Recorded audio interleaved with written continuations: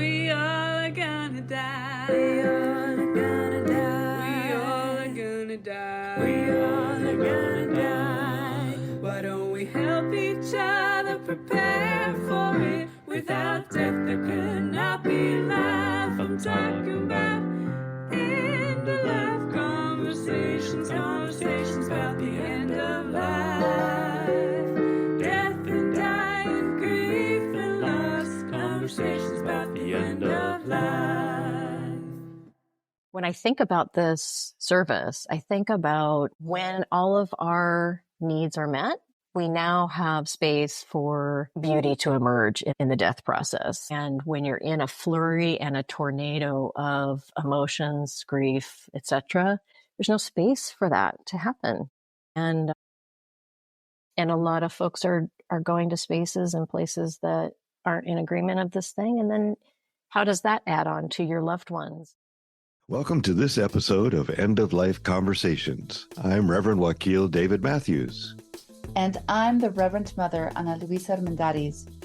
In this podcast, we share people's experiences with death and dying, grief and loss, and the end of life. We really enjoy all of our excellent and insightful guests. They generously tell their stories with compassion and wisdom. We also want to thank Wakil and Wendy's children and partners for that wonderful introductory song. Okay, let's get started. Marci grew up in a town of 200 people in rural Wyoming as the youngest of 6 children and was raised by a single mother. She is a world traveler, a wife, and a mother to a 14-year-old son, and she currently resides in Gresham, Oregon. She discovered her passion in end-of-life care as a hospice volunteer and returned to college at the age of 32 to acquire her Bachelor's of Science in Nursing from Johns Hopkins University. Marci focused her career in the nonprofit sector and has served 25 years as a nurse, educator, end-of-life doula, mentee and mentor, board member, administrator, and program innovator. Marci is a generator at heart, and her career has been inspired by significant gaps in care that exist at end of life, especially or particularly around addressing existential suffering, a need for presence, and the lack of in-home support. She's writing her first book to address the gaps in education, preparation, and support for hospice workers new to the field. So needed. Marci owns and operates End of Life Advocacy and Care, LLC, liaison, referral, and support service assisting those out of state to pursue medical aid in dying in Oregon. And we will put links to all of this in the podcast notes. Welcome. So glad to have you. Welcome. Yes. Yeah, thanks for the invitation. It's beautiful to be here. This is my first podcast interview, so it's kind of exciting. Oh, excellent. Yeah, good. I'm glad you could be with us today. We always like to begin to try to get a feel for the place our people come from, our guests come from. So we like to start by asking when you first became aware of death. Yeah, growing up, I've heard from many of your guests, growing up in the country, the connection to animal death was certainly the first taste of that. It's been really interesting to sort of go back through my lifetime and think about where things came from and how things progressed through my life. But we always had horses from the time I was born until current times. And, coming home from school and then there's not a horse there. And thinking about death, there were times I remember a very significant experience with a cat that had died and my mom, raising kids as a single mom, working 3 jobs. She wasn't always around. So I do remember calling her at her job and saying, the cat, I think she's dead. And she's laying on the couch and my mom just trying to, as gently as possible, well, put a blanket over her and I'll be home around 11, this thing. And then sort of tiptoeing around the house, kind of staring at the blanket and then looking under the blanket, touching her and then putting the blanket back. And, thinking back on as an adult and how horses have died throughout our lifetime and what that burial really looks like. There's this balance between a parent trying to protect your child from a very ugly process, right? You're digging a hole with a large machine and 2,000-pound animal is being, pushed into the hole. And sometimes there are broken bones that happen in the process of that. And it's a very big, to bury an animal that large, it's a very big and Sounds brutal. can be a traumatic, visual, right?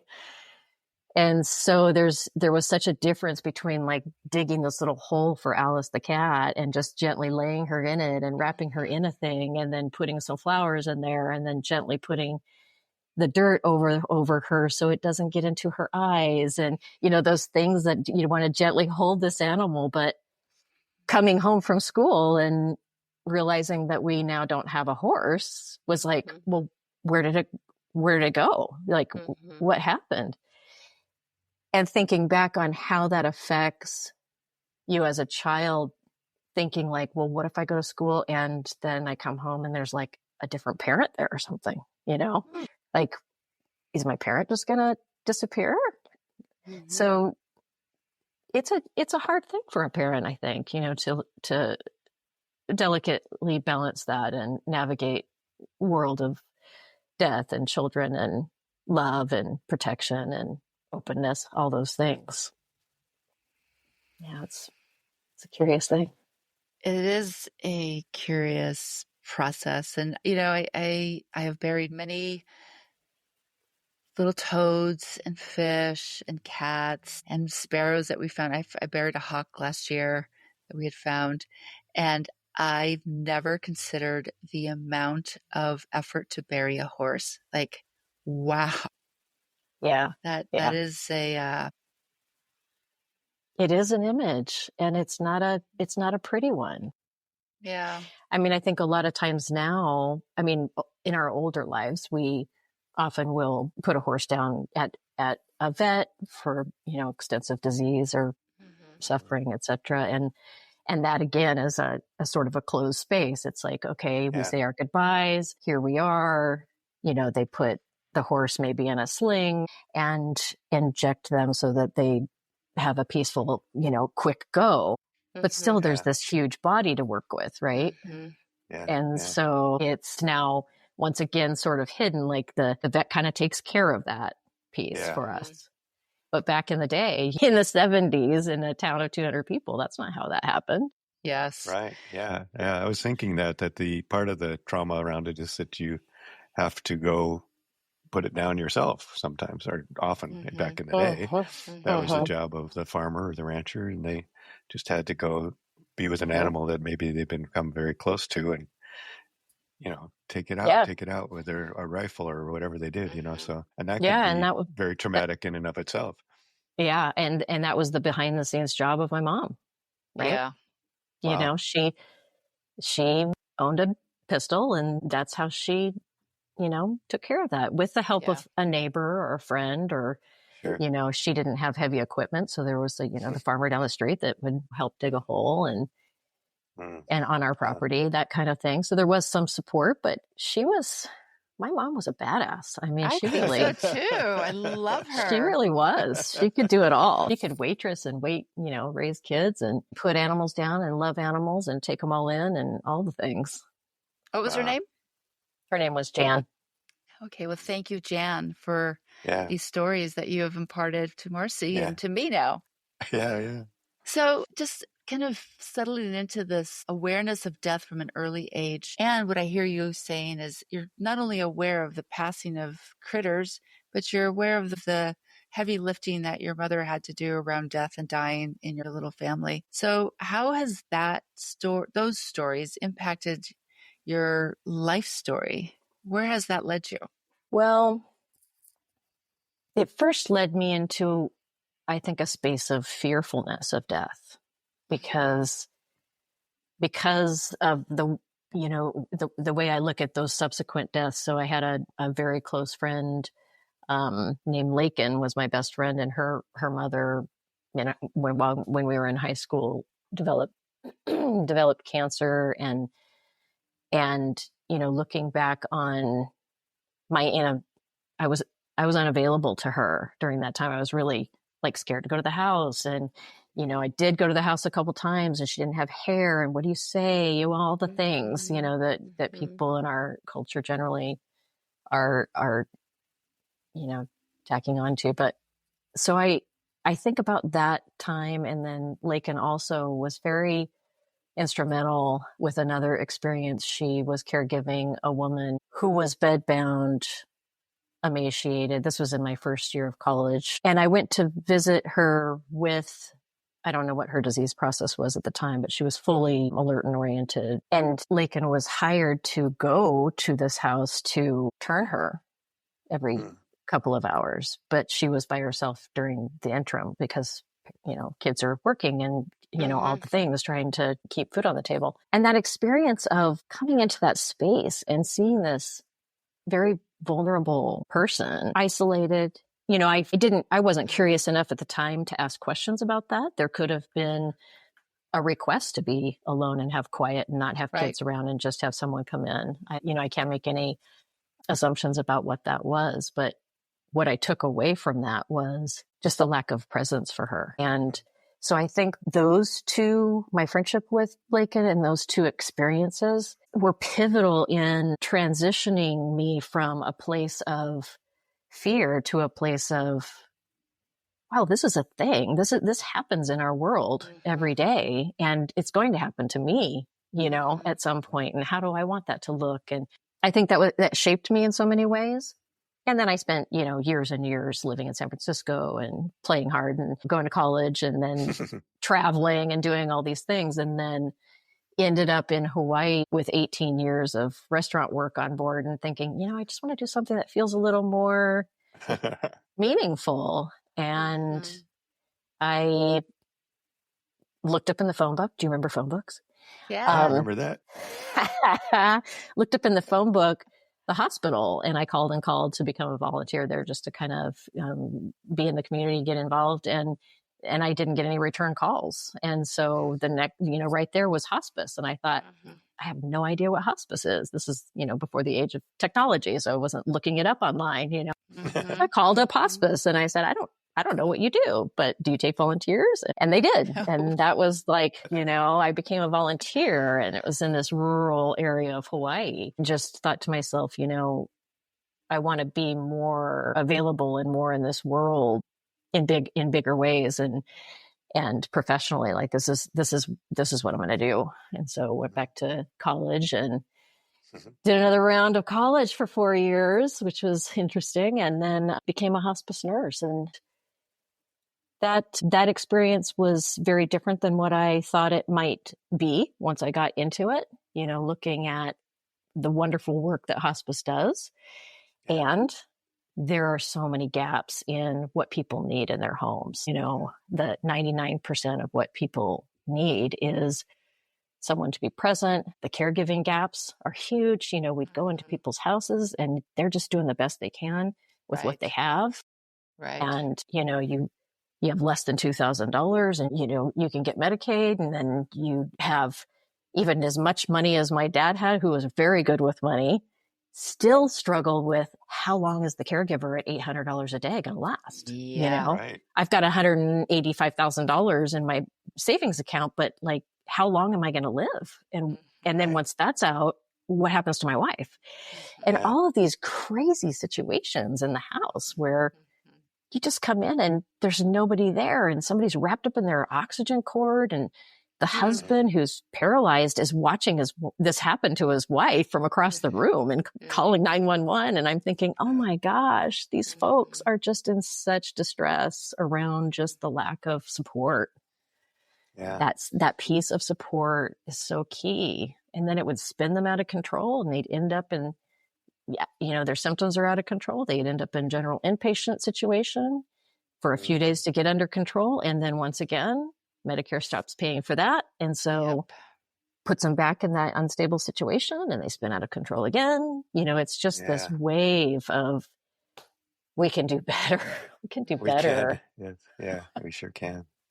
Right. That was a very long-winded answer to your question. Well, no, very, very right on, very profound, actually, thoughtful about, I think I worked in hospice as well. And of course, Ana Luisa's been working in this world for a long time. And we've seen that. And we also have noted at times about how hard it is to be a hospice nurse or a hospice social worker or a hospice chaplain because of the commercialization of hospice, and how, it's more about making money anymore than it is about the care and compassion, which most people who sign up for that work are motivated by care and compassion, but then they have to fill out the forms, and they spend half of their time filling out forms and making sure they get to enough places to make enough money for the corporation, which is just totally anathema to the what's in their hearts. It's been my experience. We often, or we actually talked about maybe one of the main people we can help with this podcast or with our spiritual direction, spiritual support, spiritual companionship would be people who are in hospice. We're not in hospice, but people working as hospice. Yeah. Well, So- I did want to create systems to also help those that are working in hospice, because as a nurse case manager, I had a ticket to the bedside. They had to have me in order to have hospice services. But then folks would say, well, I don't want all these people coming in my house, or, I'm not spiritual. I don't want somebody coming in and Bible thumping me, this notion of what a chaplain is, right? That's a misconception of that piece. But so then the nurse is then kind of forced into all of these, because the needs are there. They need presence. They need to listen to that story of, what happened in their childhood, and reflective life review, and all those things still need to happen. And they don't necessarily recognize that. So then the nurse is in the position of filling those roles, and really, I felt thrown into the fire a little bit, like I've got to learn all these things, because I try and couldn't actually get the additional services into the house oftentimes. Yeah. Why don't you tell us a little more about what you're currently working on and creating? Sounds like some really cool stuff. Yeah, I'm finding over the last 15 years of my profession that I love to create things and innovate things, and so I've got a few irons in the fire. But I just not finished. I'm still supporting Hopewell House, but it's a 12-bed facility in Southwest Portland that was originally opened in the early 80s by a woman named Joan Strong Buell, and that house was owned by a large health system, and they announced that they were going to close it down. Joan was in her 90s, and she was a volunteer there and a donor, but she didn't have a lot of direct oversight of the house. And when the health system announced they were going to close it, she had been mentoring me for about, 6 or 7 weeks at that point, to open my own home on the east side of Portland. And she kind of railed me in and said, hey, let's do this thing and save Hopewell House. So the last 5 years, since 2019, have been really learning a lot about construction and fundraising and messaging to the community, and creating a model that can be sustainable. This was the 4th version of Hopewell House ownership. And so how can we create something that's completely different, that does fill a gap, and doesn't compete with other services? And that was really what I could offer to Hopewell House, was 8 years of my own research, wanting to create services that I saw missing as a hospice nurse. And I wanted to get actual beds open on the east side of Portland, and I could bring that to the group. And Joan was a force to be reckoned with. She died a year and a half ago, but she gathered. She was on next door and gathered 70 people on a porch of someone she didn't know across the street from Hopewell House the next morning at 11 a.m. and we ended up moving that like a freight train. We got it open, raised $6 million. It was crazy fast. Wow. In that experience. And I still support them by filling in for administration and filling in for nursing. So I'm still involved there. But in that development of that house, what I intended to do on the east side, serving those in the rural and mountain communities on the east side of Portland, feels like a little bit of a drop in the bucket. I feel very well prepared to create something. And it's going to be very, very simple. I mean, it's not a medical event, as we know, dying. And we've been doing it for thousands of years. And it takes, it takes a village. And so, working from that, I don't know if you've heard of the compassionate community model of care developed originally in Australia. And there's an Omega Home Network that creates homes around the country that are what they call social model homes. They are social benefit to the community. And there's a network of assistance to help others expand that model. And so the combination of those two is really the drive of what I want to do. The big dream is to have 4 walls and 4 beds available on the East Side within an intentional community of folks, small community of folks that have a path to death as their path to service, and would love to age in place, care for each other in that space as well. And as I'm aging, I'm thinking, where do I want to die, and how do I want to die, and do I want to be institutionalized, and what will happen based on how much I have financially, et cetera. So that's kind of the big dream right now. And that's in motion, looking for funding, looking for property, those kinds of things are on the docket currently. But in the interim, I created an LLC, End of Life Advocacy and Care, because what I'm seeing at Hopewell House is now that Oregon has immediate residency for folks coming from out of state to participate in medical aid in dying, there is a pickup of folks coming. I wouldn't say it's necessarily a wave. I think Vermont a year and a half ago also changed their law for that residency, and they for sure are seeing a wave. But what we're seeing is people calling and saying, hey, do you have a place for 2 nights? I've already had my first doc visit. I'm in Florida. I'd like to fly back, see my second doc, have my second doc visit, and just have a planned death in a location. Trying to find an Airbnb can take months. To call each individual one, or anybody that's renting a space, motels. People are doing all kinds of things that are unsupported, from the organization. They're renting motel rooms and not saying anything to the motel owner, or because they feel backed into a corner. And so really this service is intended to help those folks find a place. They're sick and they're overwhelmed, and they're now suddenly in this new environment that they're not familiar with at all. And getting a car and getting transportation and finding that Airbnb or finding any kind of rental space that will allow a death to happen. Complementary services. When I think about this service, I think about when all of our needs are met, we now have space for beauty to emerge in the death process. And when you're in a flurry and a tornado of emotions, grief, etc., there's no space for that to happen. And a lot of folks are going to spaces and places that aren't in agreement of this thing. And then how does that add on to your loved one's grief when the aftermath of after they want to help support your wish in the best ways possible, and then they're also dealing in their grief with the anger of an owner of an Airbnb, or I'm not saying that this is happening all the time, but I'm saying that there's only 12 beds at Hopewell House, and there's a lot of folks coming from out of state that just need some assistance. So that's what. Wow. Yeah. It sounds like you're doing the really big lifting of awareness and opening spaces for folks at the end of life. But there's a lot of challenges that I hear too. The financing, the finding, the supporting.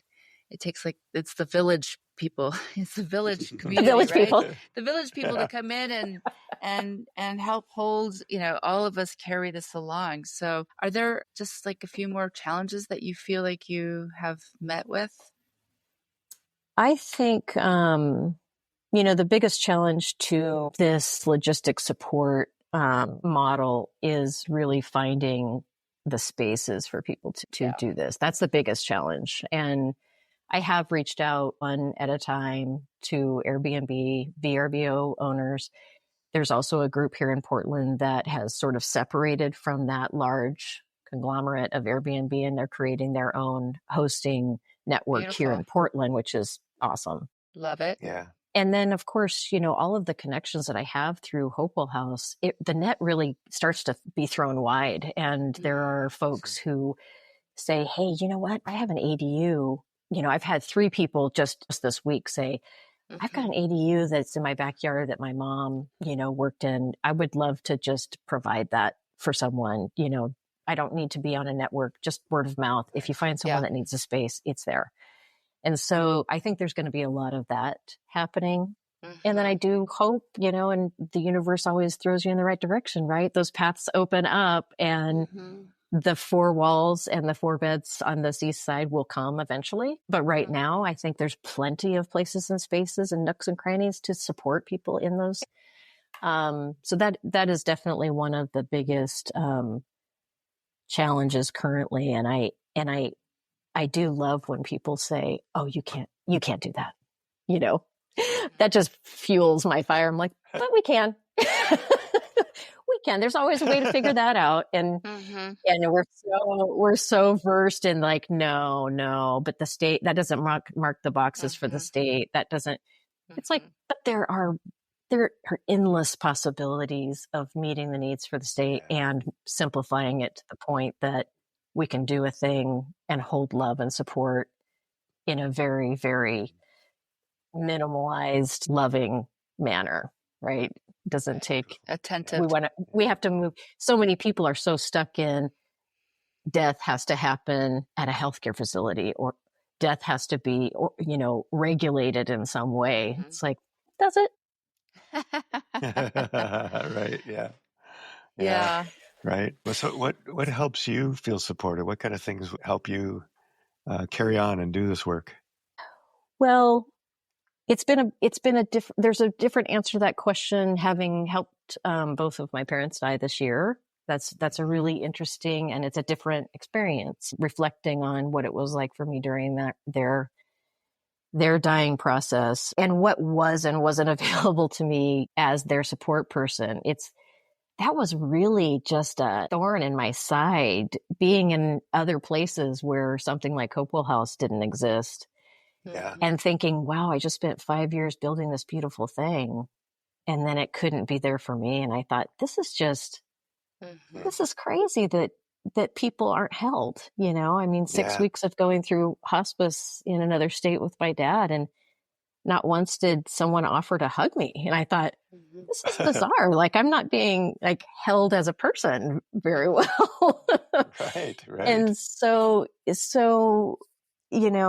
the support, what supports me is really finding and being around those who, in my own grief process personally, is being around those who are grounded and centered enough to be present with me, who understand the difference between pity and compassion and what that looks like physically on someone's face, the frowny face or the, and I'm really finding like that's really a big deal to me this year, is really realizing how few people in the world can hold presence with me in a way that feels like we're on the same level, that there's not this sort of imbalance of, I'm so sorry for you, and here I am being the sort of like giver. I'm your rock, And that's been really powerful for me this year, is not only realizing my trajectory of how I have supported people in grief from my very beginning baby steps as a volunteer to now, is kind of a wild thing to think about. Like, I have been that person that I don't really, I struggle with right now. Yeah. We all have. Well, and the more we are in these spaces and, learning and talking to each other, we hear these things and start kind of instilling them in our presence as well. And, just meeting the needs of people going through grief. Definitely, I am no longer like surprised, or I would give you a hug. Like, I know you would. I'd be like, do you want a hug? Do you need a hug? that's super interesting as well is to reflect on, how did I present to those folks in that moment? Did someone hear from my stepmom that I was a hospice nurse, so therefore they stepped back from me, like, Yes. oh, she's got it, right? They Like, so assumed, you have to think about how I presented. Did I present like, hey, I got it, and then therefore that messages to them a certain thing, right? And so there's a lot of reflection of like, I came away not feeling like my needs were met, but what was my role also in that relationship, those relationships. Mm-hmm. And so that's, that's always a learning process too. But, but I do think that, going back to your question about feeling supported, it's really interesting having a 14-year-old son as well. And so a lot of death in our lives. My friend of 36 years, both of my parents this year. And so he's really getting a lot of mom, like, oh, wow, this is mom's grief process. This is how that looks, and this is kind of a big wave this year. And sort of as a 14-year-old teen, he's like stepping back, like observing more than he is jumping in, and I realized that the way I feel very supported by him is through his music. He plays piano, and he may not be able to articulate love in the same way that I might have expected. But man, when he sits down on that piano and I just feel that music swirling around me, it just makes me realize like we share and love and support each other in such different ways. And I'm like, there it is, Beautiful.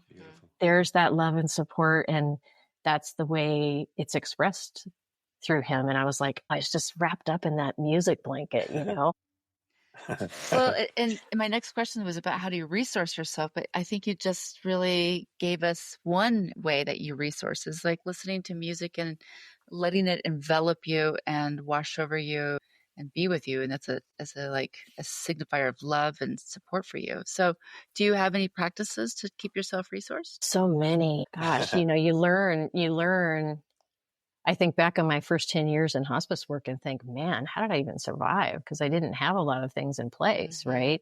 I learned along the way out of waves of just overwhelm and then coming out of that. And it started in my nursing career by writing a letter. Sometimes it would be two sentences. Sometimes it would be 2 pages of what a person taught me while they were dying. Sometimes there were very few times that I actually shared that with a family member, but it was just for me. And it was very real.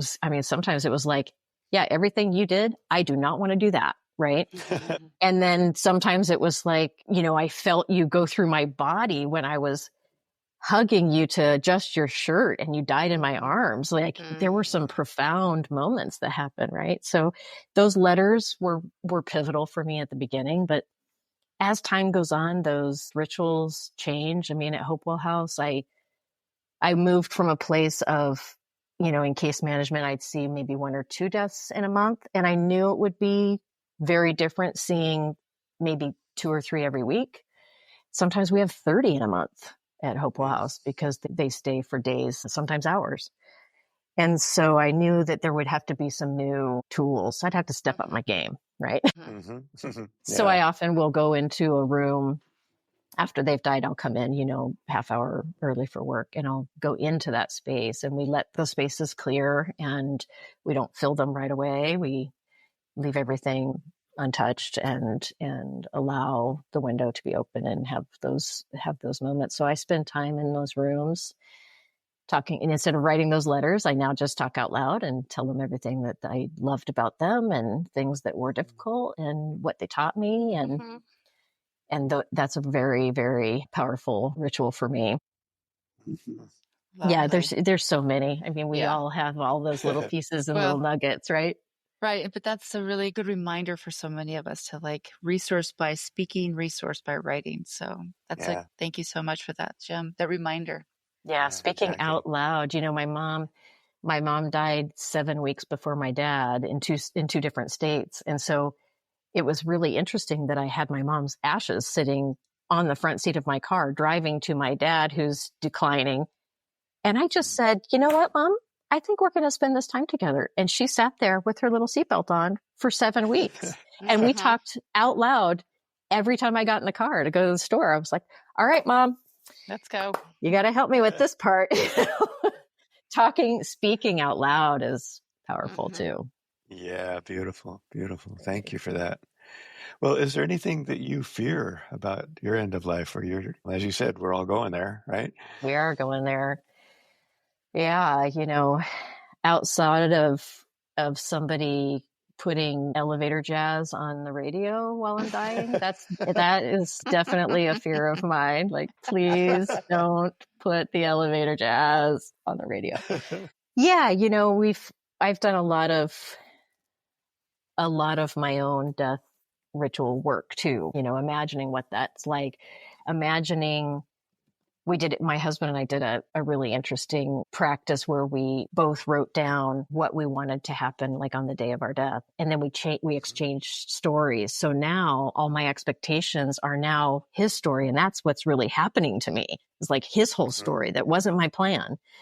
And the anxiety that came up in that is like, oh my gosh, I could have all these ideas. And then none of them happen, Right. And so that letting go of those expectations is a huge one. And in this last year, I think really reflecting on how my son would handle it. Would he be able to be with me? This is pretty raw, being with my parents recently, but would he be able to be present, not fear being around me, ask the questions he needed to ask, be okay being tearful.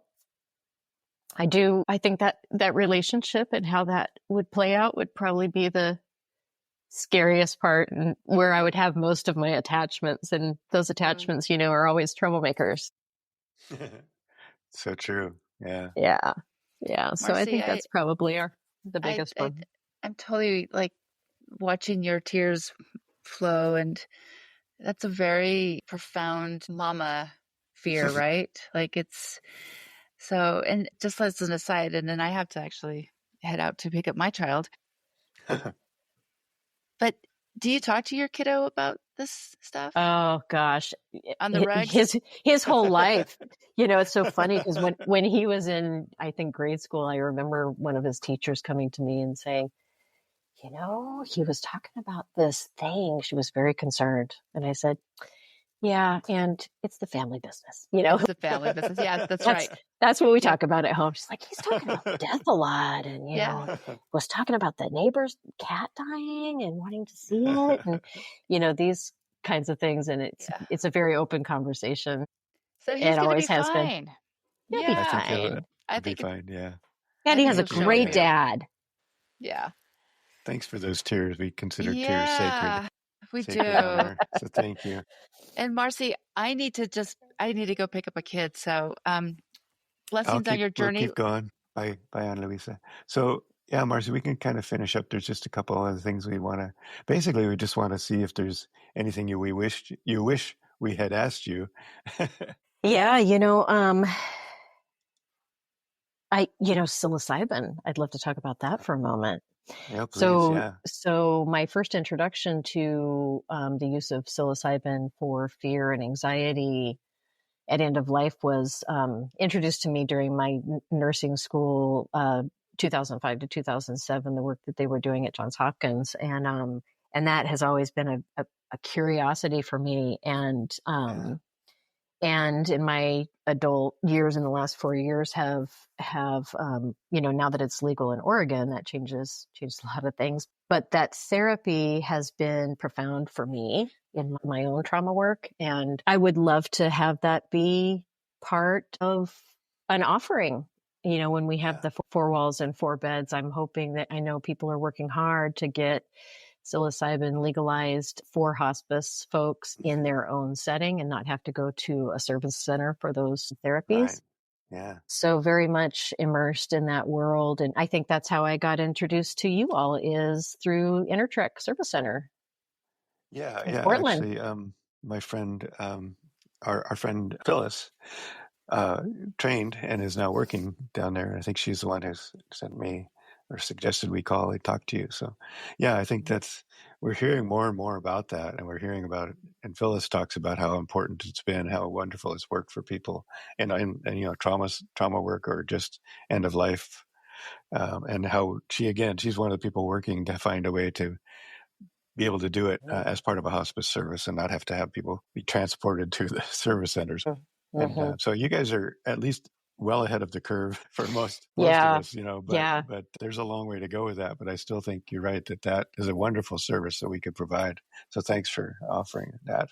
We'll see if we can find any links about that and put it in the podcast notes too. I certainly could give you a few links of organizations that work with folks at end of life specifically. I'm throwing the net out, so I'm learning and meeting all kinds of places and spaces that I didn't know existed. There's just people everywhere doing all kinds of really, really interesting things. So I do hope that we can open the 4 beds and 4 walls somewhere in a location where that could be an offering for folks in their last days of their life or last months. Well, may it be so.